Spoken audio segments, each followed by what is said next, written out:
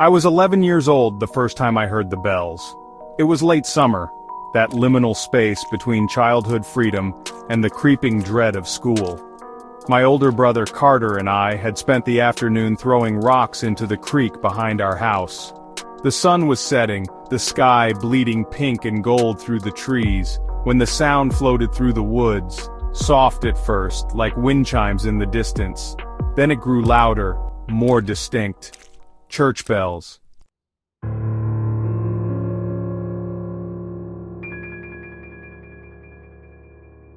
You hear that? I nodded. The bells rang slow and solemn like something out of a funeral. There's no churches out here. He was right. Our town, Stoney Creek, was tiny. Just a scattering of houses, a diner, and a gas station. The nearest church was over 15 miles away, and even that one hadn't used its bell in years. But this sound wasn't coming from town. It was coming from the woods. Maybe it's the wind, I said, though I didn't believe it. Carter turned toward the trees, squinting. He was 14 and braver than me, but even he hesitated before saying, "Let's check it out." I didn't want to, but I wasn't about to let my older brother call me a wuss, so I followed him. We pushed through the undergrowth, moving deeper into the woods. The bells grew louder. The sound was rhythmic, hypnotic, like a heartbeat.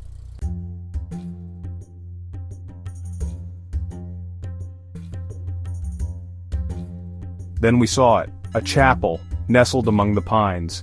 It shouldn't have been there. We'd explored these woods our whole lives and never seen so much as an old foundation.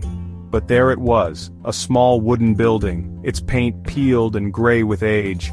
A steeple jutted toward the sky, its iron bell swinging though there was no wind. Carter stepped closer, but I grabbed his arm. "We should go back," I whispered. He shook me off. "It's just an old church." Before I could stop him, he pushed open the heavy wooden door. It groaned like something waking from a long sleep.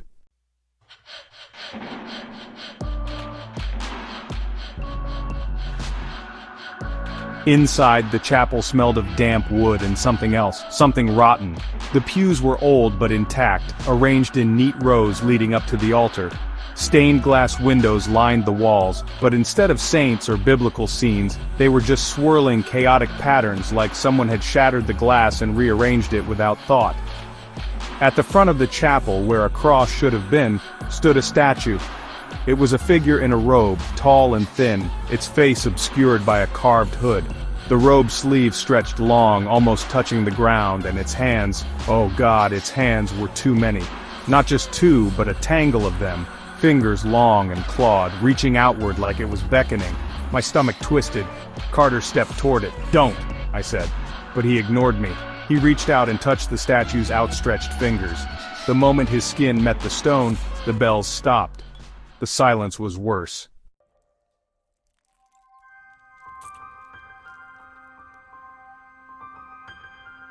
Then the whispers started. They came from everywhere and nowhere, slipping through the cracks in the walls, curling around my ears. Low voices, murmuring words I didn't understand. Carter stumbled back, his face pale. "Carter, V.O., we need to go," he said, his voice shaking. For once I didn't argue. We ran. We didn't stop until we were out of the woods, gasping for breath. The chapel was gone. When we turned back, there was nothing but trees.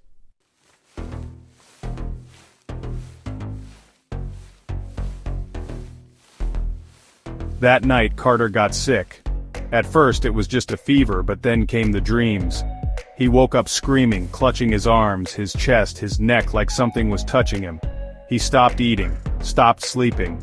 He said they were watching him, whispering to him, that he could still hear the bells. 2 weeks later, he was gone. The official story was that he ran away. They never found his body. But I know the truth.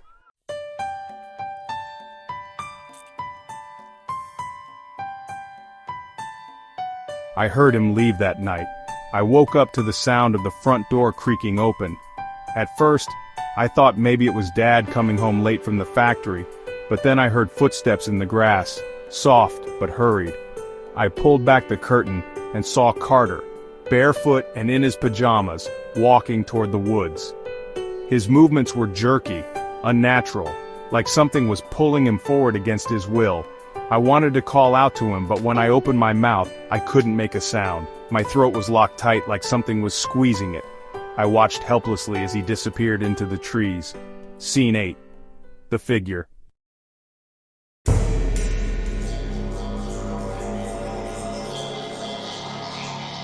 And then just for a second, I saw the figure standing at the tree line, tall, hooded, too many hands. It reached for him, and Carter didn't even flinch. He just kept walking. Then they were gone.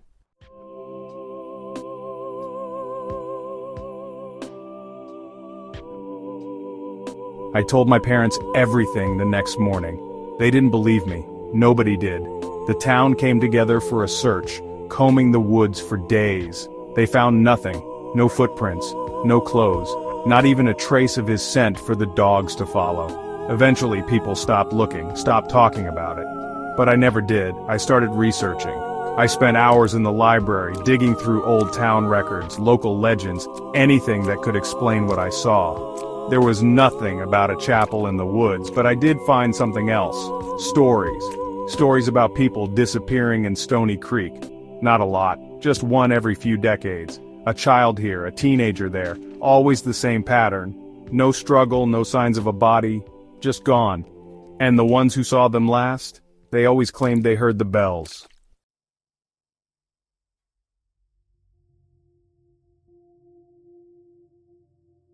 It was an old legend, passed down in whispers, the Watcher in the Pines. Some said it was a ghost, others a demon.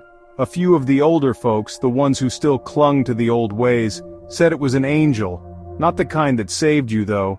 The kind that took you.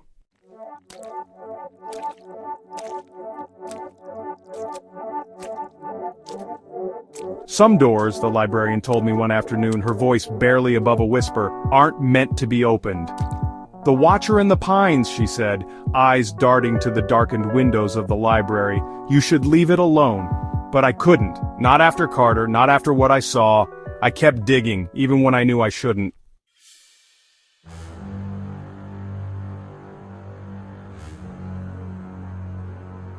The deeper I went, the worse it got. Stoney Creek had a history, one that no one liked to talk about. I found old newspaper clippings in the library archives, yellowed and brittle, tucked away like someone had tried to forget them. There was Charlie, a 12-year-old boy who vanished in 1953 after telling his mother he was going to meet the preacher. They found his shoes by the creek, but not him. Anna Mae, 16, disappeared in 1972. She had told friends she heard music in the woods, that she wanted to find where it was coming from. No one ever saw her again. And then there was Daniel, gone in 1991. He told his little sister about a church hidden in the forest, a place he and his friends had stumbled across. They thought it was abandoned, but when they got closer, they saw someone standing at the door, waiting for them. Daniel went back alone that night. He was never seen again.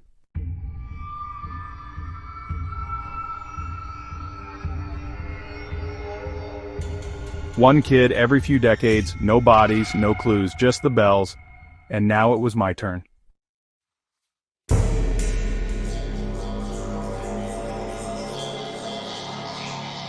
The first time I heard them again, I convinced myself it was a dream. The second time I wasn't so sure. And the third time, I knew they were calling for me.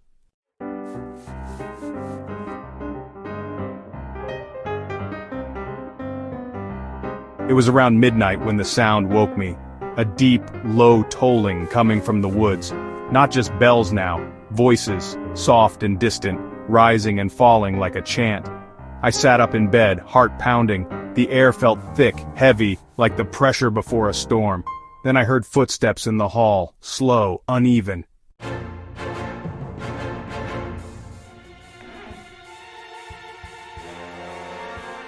For a moment I thought it was my dad, maybe up getting a drink, but as the steps passed my door, I caught a glimpse of something through the crack, bare feet, pale against the dark wood. They stopped outside my room. Carter, it's beautiful, Jake. My breath caught in my throat. It wasn't possible, it wasn't. I forced myself to move, to get up, to reach for the doorknob. My hands were shaking. I pressed my ear to the wood. Silence.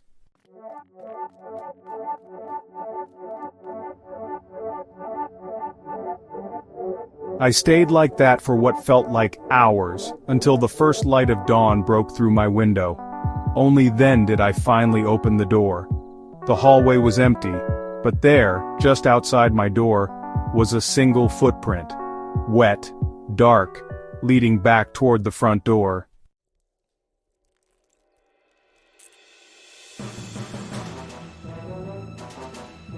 That was 2 nights ago. And now? Now I'm sitting here, writing this, knowing what's coming. Because tonight, the bells are louder, and I think I see something standing at the tree line. I don't remember getting out of bed. One moment, I was staring at the ceiling, listening to the bells. The next, I was standing in my backyard, the wet grass cold under my feet.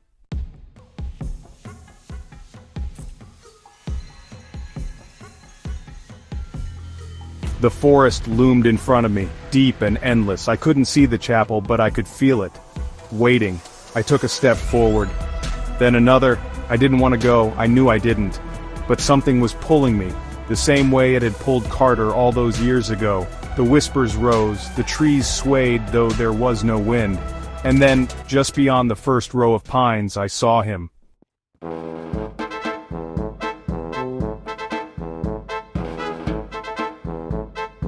Carter.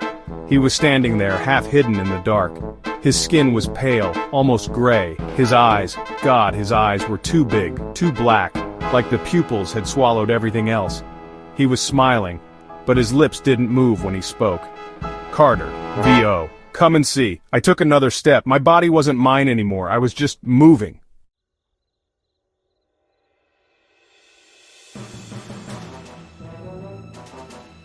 Then, at the last second, something broke through. A sound, sharp and sudden. Mom's voice. She was calling my name from the porch. I turned, just for a moment, just long enough to see her, silhouetted in the doorway, her voice thick with sleep and confusion.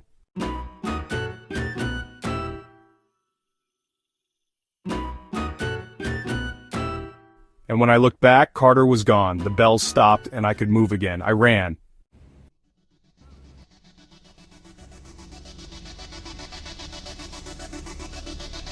That was last night. I haven't slept since. I don't think I can. I don't know what's happening to me. I still hear them. Even now. Not just at night. The bells ring under my skin, in my bones. I hear them in the silence between words, in the spaces between breaths. They're getting louder.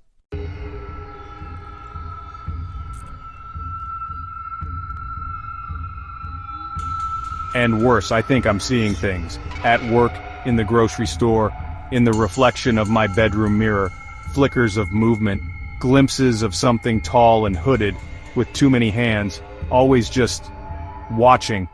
I think it's waiting for me to come back.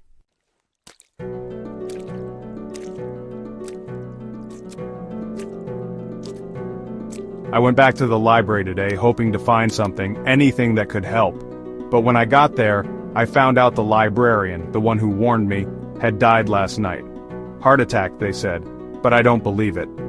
Because when I asked where they found her, the answer sent ice through my veins, just outside the woods. Her footprints led into the trees, but there were no footprints leading out.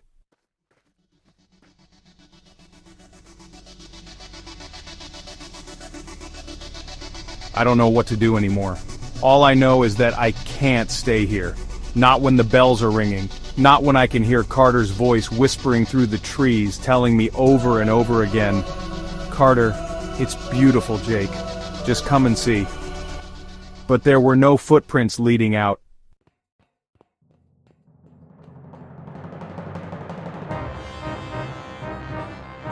I stared at the library steps for a long time, listening to the murmur of people around me, their voices distant, muffled, like I was already slipping somewhere else, somewhere beneath the world. The librarian had known something, and now she was gone.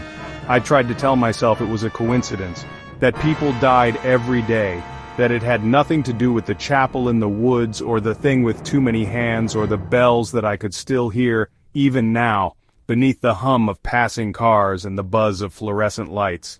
But I knew better.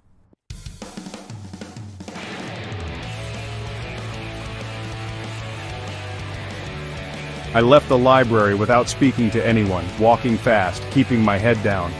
I thought maybe if I could just get home, if I could lock the doors and shut the curtains, maybe I could... A shadow moved across the sidewalk ahead of me. I froze. For just a second I saw him, Carter, standing across the street, perfectly still. The sun was high, but he cast no shadow.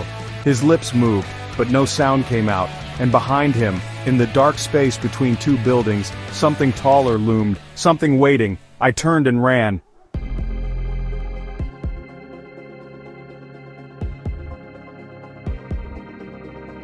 I don't remember getting home.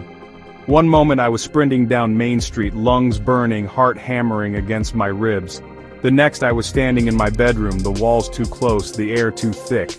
I locked the door. I locked the windows.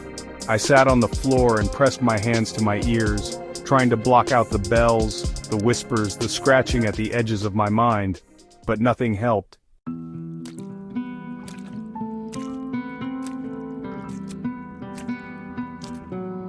Because I finally understood. The chapel had never really been there, not in the way we think of places. It didn't exist on maps or in records or in the solid, knowable world. It was somewhere else. A thin place, a doorway between here and there. And I had opened it. I had stepped through it all those years ago, and now it would never let me go.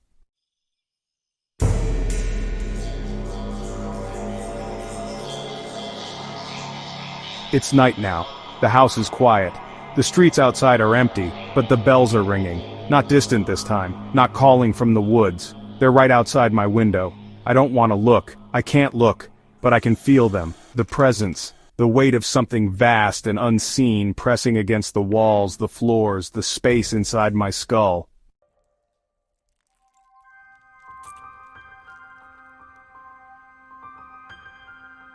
And I know. If I open my curtains, if I step outside, I'll see them waiting for me. Carter, the librarian, the others, and behind them, the thing that watches. The thing that waits. I don't think I can fight it anymore.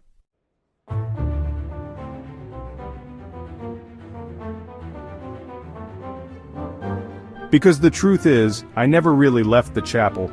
Not all of me ever left the chapel. Somewhere in the hush between heartbeats, in the breath before a whisper, I am still there, standing before the altar, beneath stained glass that does not tell a story but only swirls in chaos, colors bleeding like open wounds. Somewhere the bells are still ringing, and I think they always have been.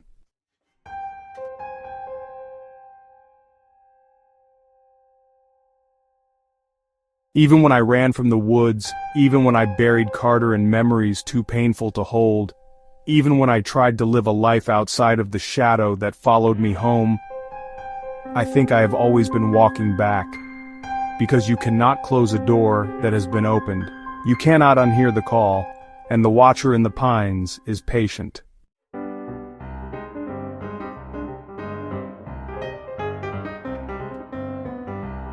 I do not remember unlocking the door, but I am outside now. The grass is wet beneath my feet, just like that night when Carter walked away. When I stood frozen behind the glass, too afraid to call out to him. The wind carries a smell I know too well.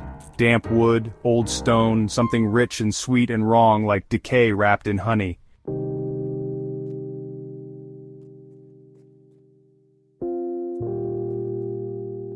And ahead of me in the shifting dark, the trees part like the Red Sea. The chapel stands where it always has, where it always will. It does not wait for me. It does not need to. Because I was always meant to return. Because I was never truly here to begin with, and oh, how foolish I was to resist.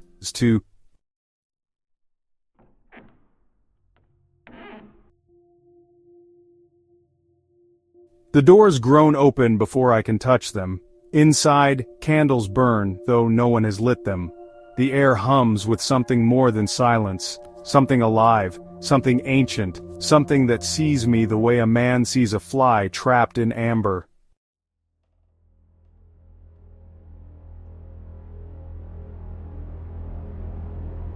The pews are filled now.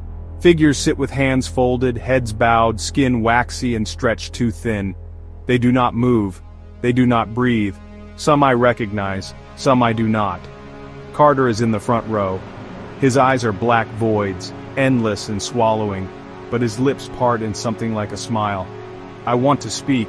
I want to tell him I am sorry, but there are no words here. Only the sound of the bells, and the hands of the thing at the altar, rising to greet me.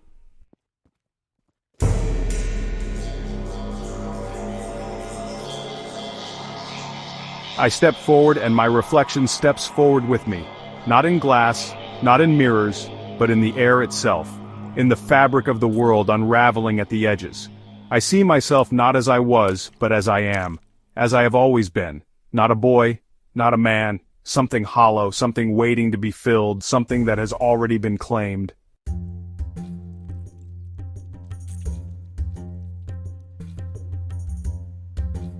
The watcher tilts its hooded head and I understand. I see the space left in the pews. I see the candle that bears my name, wick unburned, waiting to be lit. And as I kneel before the altar, as I bow my head, as I let the many hands touch me, shape me, mold me into something I have always been destined to become.